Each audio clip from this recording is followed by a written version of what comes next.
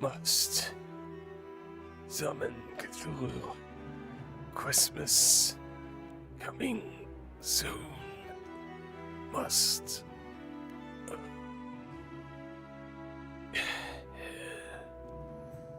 Oh, Cthulhu.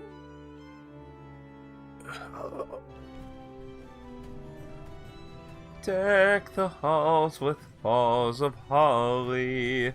Fa la la la la la la la. 'Tis the season to born jolly. Oh, hi.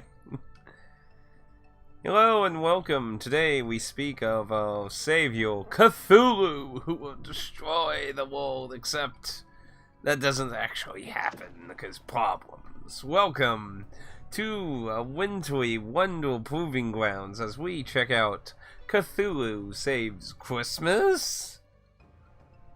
So, if you're not familiar with this developer made two indie games on the OG indie market of the Xbox 360, Breath of Death 7 and Cthulhu Saves the World. In a continuation, or actually a prequel to Cthulhu Saves the World, you have Cthulhu Saves Christmas. Now, if you're familiar with World, the combat system isn't the same, so don't think about being an evolution of that or de-evolution. It has its own combat system. So, this is a RPG experience, or as the game likes to commonly refer to itself as a JRPG, even though the developer ain't a Japanese, so but anyway, it does make fun of a lot of quirks in both of those, though. So, Cthulhu, let's start with the story. Cthulhu wakes up with a Christmas gift by his bed. It's Christmas Eve, and confused, Cthulhu opens it and all his powers are sucked away. Cthulhu, angered that Santa Claus had stolen his power, returns to the upper world to exact revenge, only to find out Santa Claus has been kidnapped and that what he experienced was a negative gift that sucks what you most want.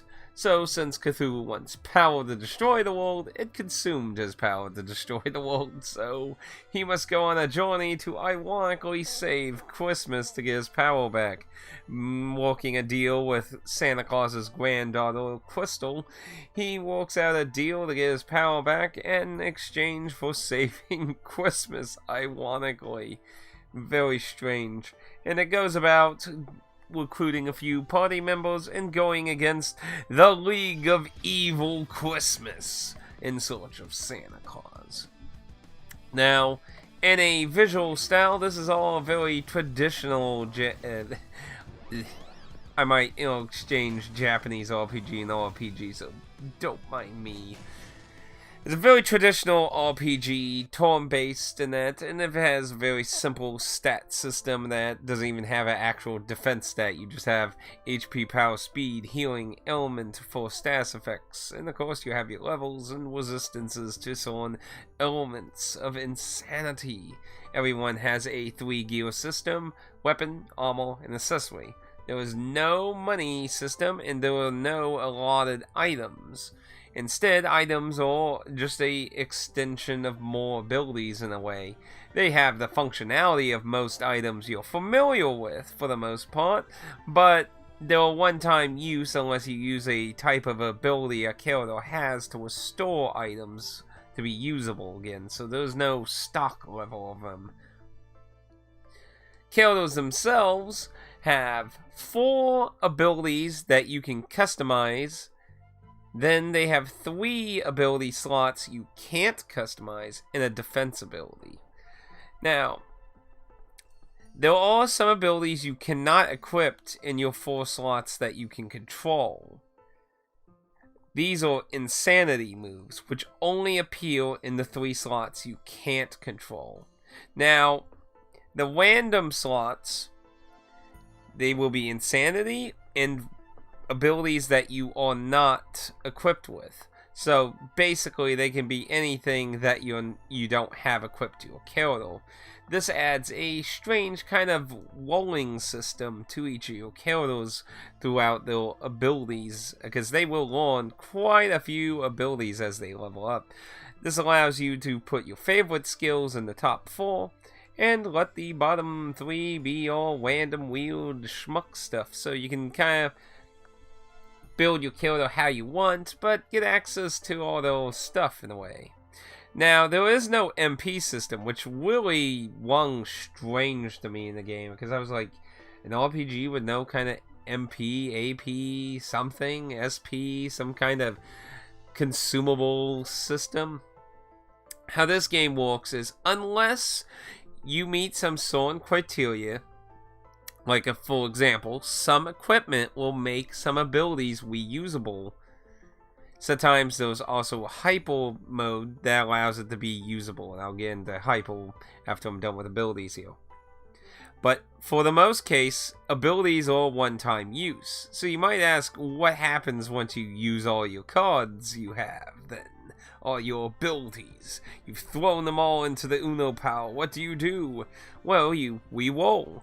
When you defend, you of course get defense, but you also trigger a recharge. Recharge refreshes all your equipped abilities and re-rolls your 3 random abilities, regardless of whether they've been used or not. So, if you feel like you want to try for some of your other abilities that aren't equipped or need refreshing them, a recharge can do that, and that adds into your strategy. On top of that, you have hyper mode. This, you could say, is the limit break of the game. So what hyper mode is, each character has a different hyper bar, a little green square that fills up. Once they're all filled up, you enter hyper mode.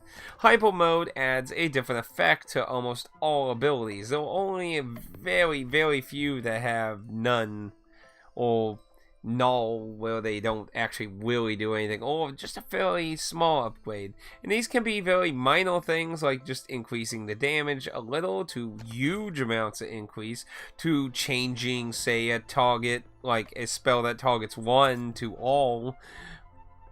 There can be many effects, like there can be a heal move that only normally heals 1 person, but when hyped, it makes it heal everyone. But you'll have to look at what specific things happen, and some things are special and some things are kind of just meh. So it really depends on what move you're looking at, but it can be very useful and beneficial to keep an eye on when your hyper level is going to kick in, because you want to take advantage of those good, sweet extras you get in hyper mode. Now, similar to Final Fantasy IX, you cannot really prevent or save your hyper mode like you can like in Final Fantasy VII example, where you just use materia that to hold on to your limit break. You will sadly consume it upon it being filled, so you want to make the use of it. So it's a good idea to keep track of that. Besides that, it is very traditional, as I said. It is turn-based. Everyone takes a turn, and on the right side of the screen, if you're familiar with like Grandia, Final Fantasy X and that, you also get a turn order system, so you can keep track of whose turn is next and what effects may push people ahead with speeding up or that. Sometimes you can make a small modification, but it didn't wing up too big of a thing for me. Now, elements work a little oddly in this entry. So, I did find stats elements all pretty useful in this game, so I would advise trying them out in this if you're one of those people it's like, poison, I'm not going to use it. Poison's usually bleh. I think most of them are pretty useful, but the thing is, that's different is, well, traditionally, usually stats elements are on a system where there's a stat that affects your resistance, and, you know, it's rolling against that for the percentage odds of happening. In this, you have an element HP system, which you don't get to see. You don't get to see it, but you are told that there is a system where essentially you have to run it down being hit by stats elements before a stats element can sometimes be applied. So if it gets down, it can get affected, and if it doesn't, then you have to whittle it down some more. and the enemy builds up more resistance every time after they get affected by a status element, meaning if you want to reapply it, you'll have to try harder to get reapplied. It's kind of interesting. I didn't usually very often want to reapply something because usually most stuff died. So that didn't tend to be a problem, but poison, charm, and that proved very useful. Some bosses were really interesting to get charmed and watch them mortal a bunch of crap. Funnies. Now, outside of combat, you have a talk option that's kind of like some older Dragon Quest games where you could have your characters discuss about what's going on right now. There's a few minor dialogue things, but nothing too bizarre or crazy. And you got most of the normal kind of things you would expect under stats and under like options and things. You do have 3 difficulties. You can change them at any time in the game. You can turn walk at 1 on and off and that. Now, something that about the progression of the game that's really odd to me personally. I'm not a fan of this kind of system, but this is one of those kind of RPGs where you're not going backwards ever. You want to go to an old dungeon? Nope. You have no old dungeon to go to. You can't go grind somewhere that this game keeps going forward. So, missable items or abound if you rush through dungeons not exploring for chests. Now this game is very kind when it comes to dungeon crawling. So first thing, if you ever played like Etra Odyssey before, this has like a meter that shows you when a random battle is going to trigger. And if you ever played Wild Arms 3, it also borrowed a system from that. Well, if you hit the button at the right time, you can dodge the battle and not be thrown in it. But unlike Wild Arms 3, where you had a resource you consumed upon doing that, you don't have one in this. You can just keep doing it. Hell, you can just keep spamming the button and it'll basically always get out of it. So there's no punishment and there's no difficulty in actually avoiding random battles. On top of that, there's a counter on top of your bar for each dungeon, and once you're done with those fights, you can explore the dungeon freely with no problems at all. You can also, if you wish to continue grinding that, you can actually trigger combat in your menu and just select battle and boom, you'd be right in battle. No problems. You just get right in there. So, no problems on that. Another odd decision is, I honestly feel like it's a spoof with Persona, but you have this relation building system. Well, the town of the game, which you don't get to explore in a normal sense, you have a menu and select places to go to. Basically, this is how you get your gear. There's no money system or anything. Outside of finding them in chests and dungeons, all the remaining gear is found through relationship building. Each event, whether it be with your party members or hanging out at weird places in the town, will reward you 1 gear item. These are all preset, and on the menu it will tell you what the reward item is.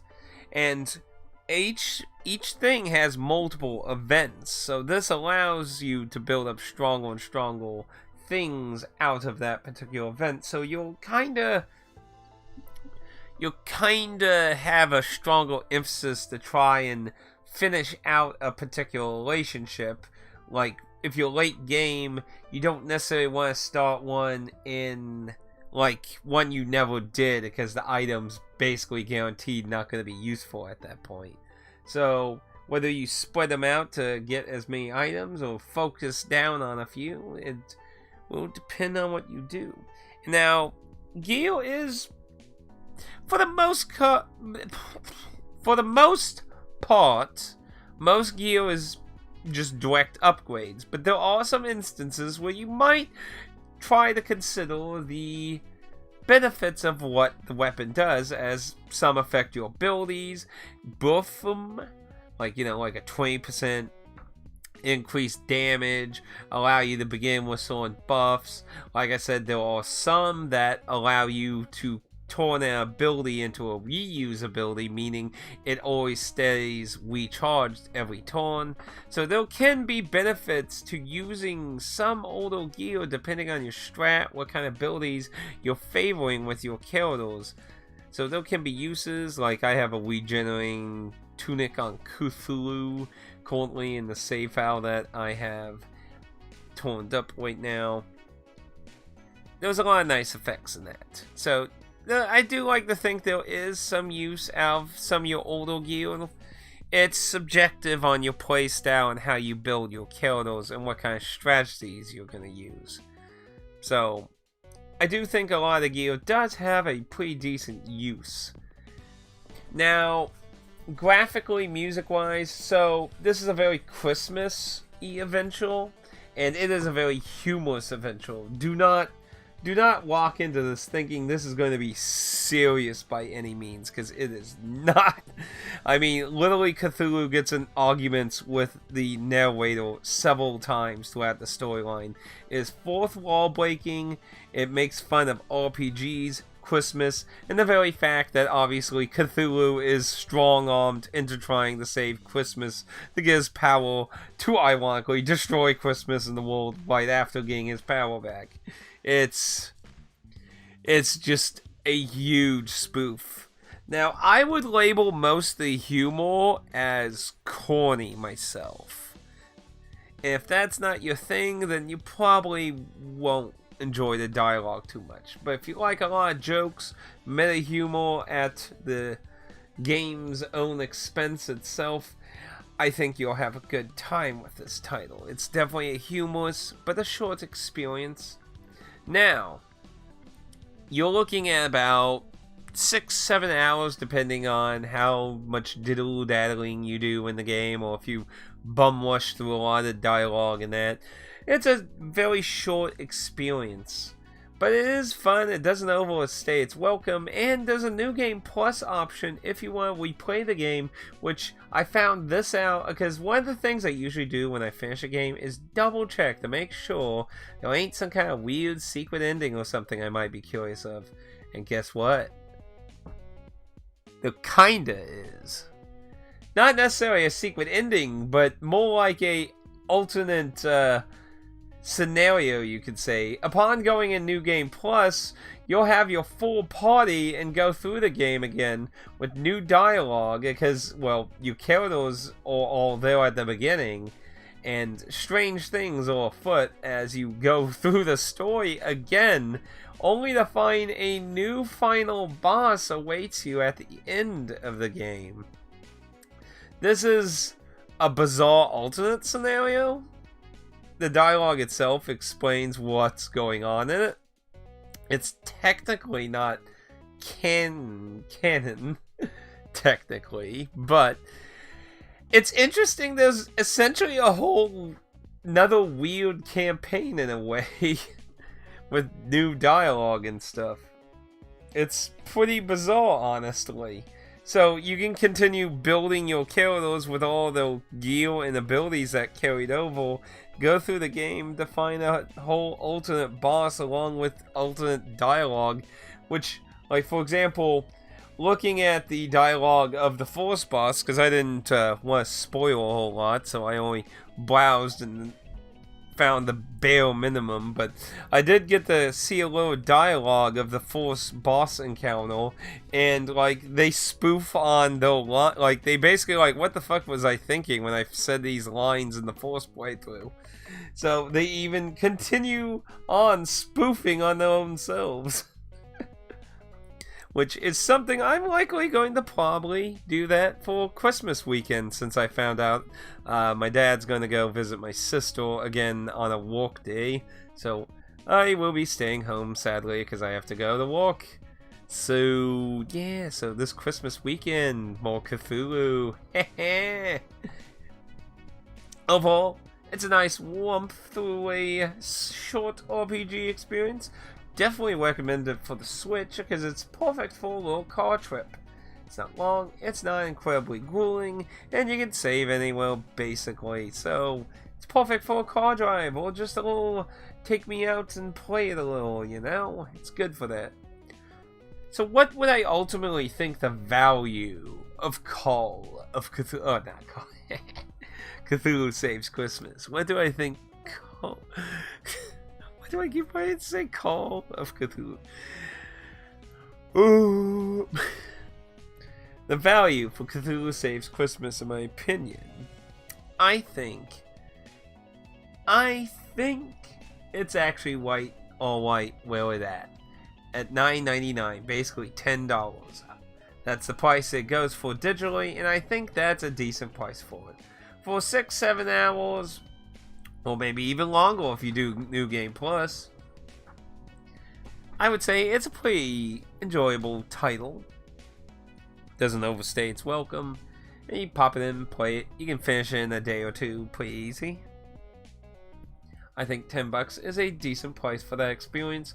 But of course, you know me, physical. And if you're looking for physical, there's only two at this current time. It's on the Nintendo Switch and on the PS5. It did not get a PS4 version, oddly enough, even though it was ran through, of course, limited one games. Very odd choice, considering they are still pumping out lots of PS4 games, so I'm not really sure why they did that. Especially considering the PS5 is backwards compatibility with pretty much 99.9% of PS4 games. Didn't really make sense to me. I assume it probably had something to do with the creator of the game. I'm assuming that might have been more their choice on that. I'm not really sure though. Anyway, if you're looking to pick up this game physically, on the bright side, you're not looking at the insanely high prices that some other sold out title, because this is, I think the pre-orders for this was like last Christmas or something. I don't even remember now.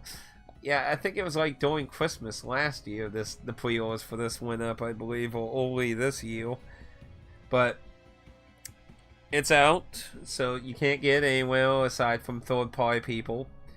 Loose for the Switch is $42 currently average.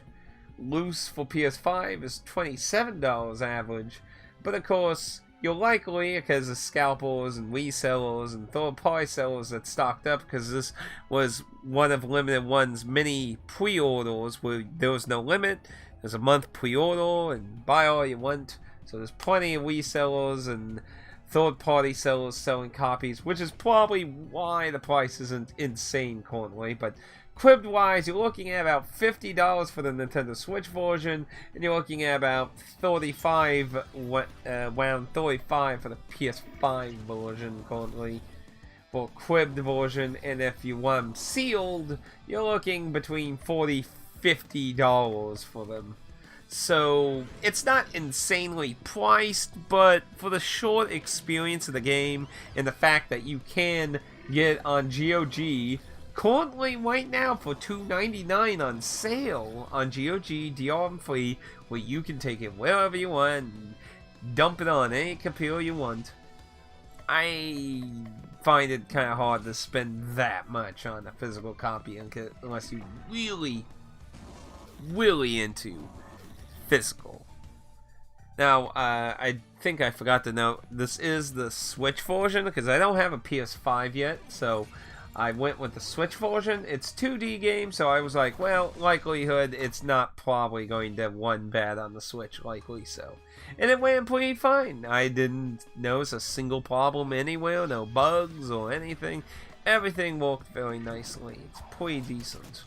So what would I say are some of the negatives though I have with the game though?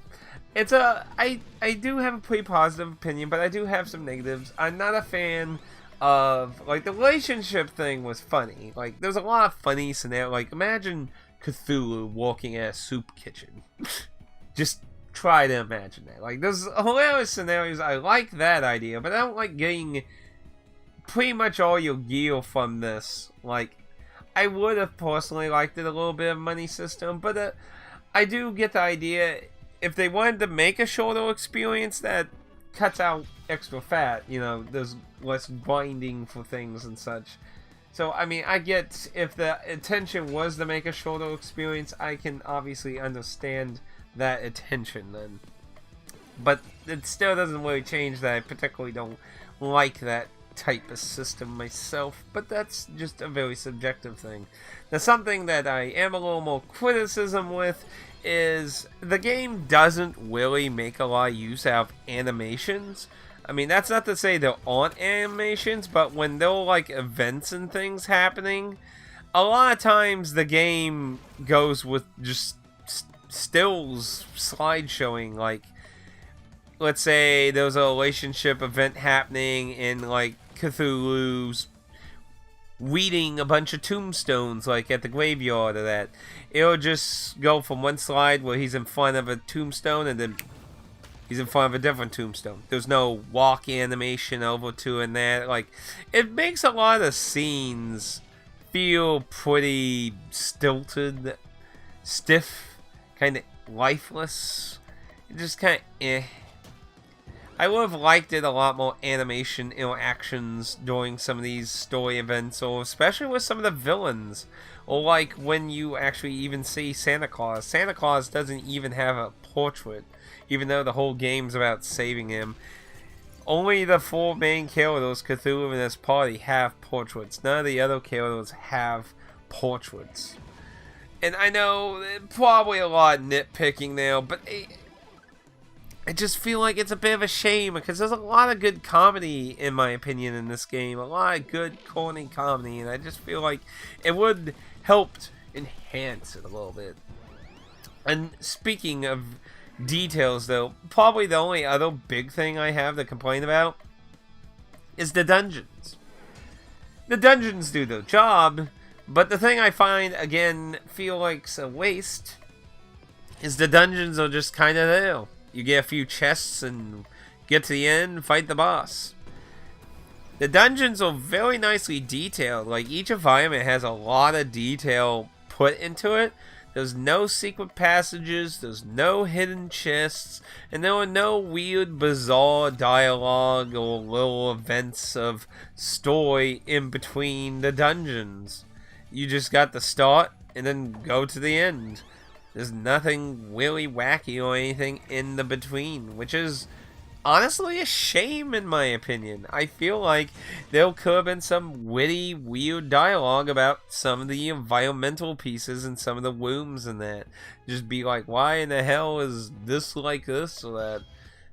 On top of that, I would have really just liked it some secrets. Like, it just something to interact with. There's no objects, bookshelves, pots. Nothing's interactable at all inside dungeons and that. It just feels really lifeless when it doesn't look like it. It doesn't look lifeless, but it feels lifeless when you're playing it because there's just nothing interactable in it.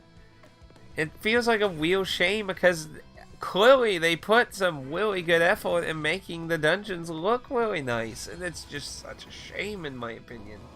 But again, more of a minor nitpick really. But in the end, I can recommend Call of Cthulhu quite easily for its digital price. I recommend getting the GOG version, which again, it's on sale right now for Christmas for $2.99. Fantastic price. But if you want it on a console, I recommend it for the Switch, especially if you're into portable, because, well, it's portable. It's a fantastic game for portability. But hey, if you actually got a PS5, probably one of the weirder things to play on a PS5, but hey, why not? If you got it. If you got it. So, with that said, if you felt like you learned anything interesting, feel free to leave a like. And if you feel like you learned nothing interesting at all, feel free to leave a dislike, guilt-free, and make sure to complain to YouTube that they got rid of the dislike counter, which is horrible. Why would you do that? You messed this whole process up. Dang you, YouTube. Anyway, let's get into spoilers in 3, 2, 1, go! Spoilers! So, when I was going through the game, I honestly thought, like, the League of Christmas Evil was gonna be mostly, like, other holidays, like the Easter Bunny and Cupid and shit, jealous of Christmas or something, but no, not really. A lot of the Christmas League characters are mostly, like, a lot of folklore type characters. Some of them a little more obscure than others. But when you get to the final ones, you find out not only is Krampus behind it, but so is Nethepatap, who is another unworldly god entity of the old ones, like Cthulhu is. Or if you're very familiar with the Persona series, one of the higher-up evils now in the Persona games. So Nethepatap and Krampus turn out to be the final boss, or are they? You do save Santa from them, but for some reason Christmas ain't coming, and the characters have to figure out why Christmas won't come now that Santa is saved. So you find out that time is just repeating Christmas Eve, not because Santa was kidnapped, but because the ghost of Christmas future is repeating Christmas Eve.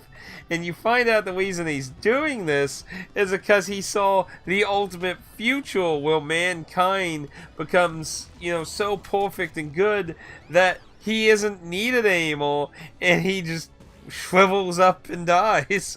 So, in retaining his job and everything, he basically made an alternate reality where the world was miserable and shit. So you go and kick his ass in this alternate reality and get Christmas back on track.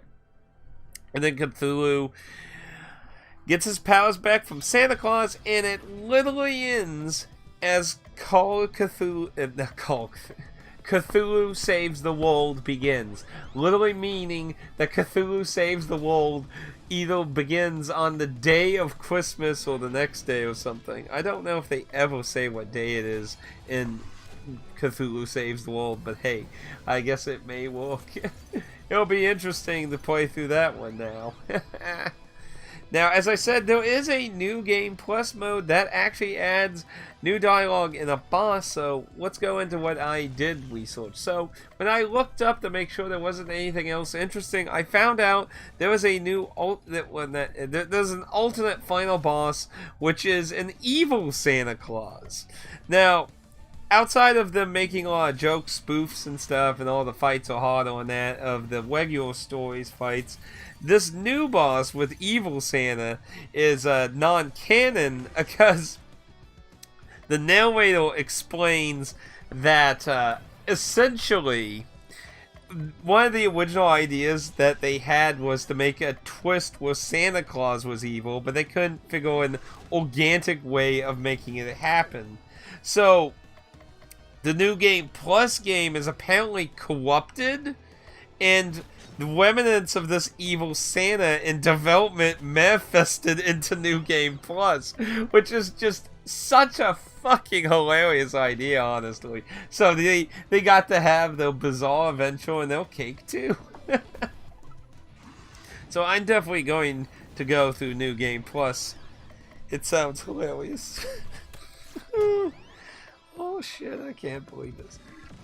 It's gonna be weird. But anyway, that's pretty much my thoughts on Cthulhu Saves Christmas. It's a pretty nice little jolt through a RPG. Like I said, it's short, sweet, doesn't overstay its welcome. And I think the $10 price tag is a decent price. But for the physical, kind of hard to justify when you can get it on GOG, especially right now for $2.99. Now, maybe one day in the future we'll play through Cthulhu Saves the World and we can see his tale to his end. But that'll have to be another time. Until next time, be careful out there in the proving grounds. The old ones store in the night.